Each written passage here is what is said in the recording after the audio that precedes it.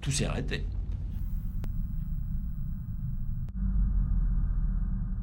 J'étais obsédé par ce trou noir, en fait, c'est-à-dire cette absence de souvenir qui était en gros de 15 jours, c'est-à-dire de quelques heures avant mon accident, dans l'après-midi, j'ai eu mon accident le soir, jusqu'à mon réveil du coma, c'est-à-dire environ 2 semaines après, j'avais un blanc.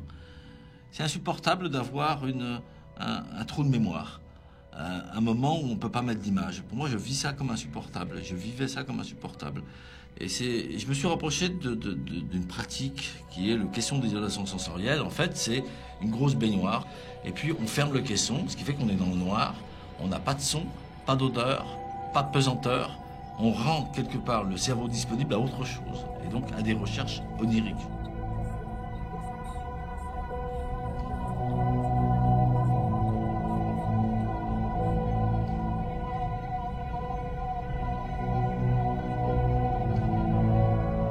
Et puis, à partir d'un moment, j'ai plus rien contrôlé. C'est-à-dire que les images se sont imposées à moi-même. Et là, ça a commencé à défiler comme un film.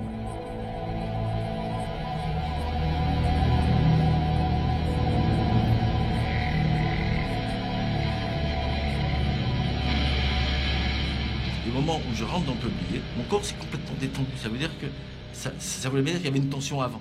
Il doit y avoir des images de vrais souvenirs et des images de reconstruction avec des éléments qu'on m'a donnés. À la limite, c'est pas grave. Le principal, c'est que j'ai un scénario à ma disposition qui est maintenant dans ma boîte à souvenirs, qu'il soit construit ou réel. Ce scénario, il est là. En tout cas, j'ai quelque chose à mettre à la place de rien. J'avais rien, j'ai maintenant une image. Je me souviens de sa naissance. Eh bien moi, je me souviens d'un moment de ma naissance. Parce que pour moi, ça, ce moment où on a coupé le fil, là, où je suis rentré dans le platane, où il y a eu ce choc-là, pour moi, c'est une espèce de remise à compteur, de remise à zéro des compteurs. C'est un autre moment de ma naissance. Cet accident, j'ai eu cet accident, j'y suis jamais revenu, j'ai même jamais imaginé que ça puisse être autrement. Je vois pas pourquoi ça me servirait, quoi. Voilà comment je considère cet accident maintenant. C'est une étape, c'est une feuille de mon album photo. En plus, c'est pas la fin, c'est pas le début, elle est au milieu de l'album photo. C'est une étape de la vie. Peut-être un peu plus difficile à dépasser que d'autres étapes, mais une étape. L'accident est source de création. Bien sûr, l'imprévu. L'imprévu est toujours source de création. Pour moi, le facteur le plus porteur de création dans tout ce qu'on vit, c'est le hasard. Et c'est la part du hasard qui fait justement la beauté des choses, souvent. Et que vous enlevez le hasard, vous enlevez la beauté, la vie, vous enlevez tout ce qui fait la vie, quoi.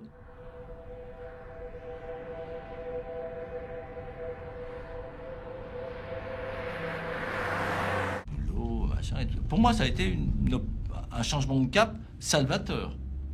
J'étais plutôt dans l'attente de quelque chose et dans le sentiment du cul-de-sac. Donc, ça a été une porte de sortie.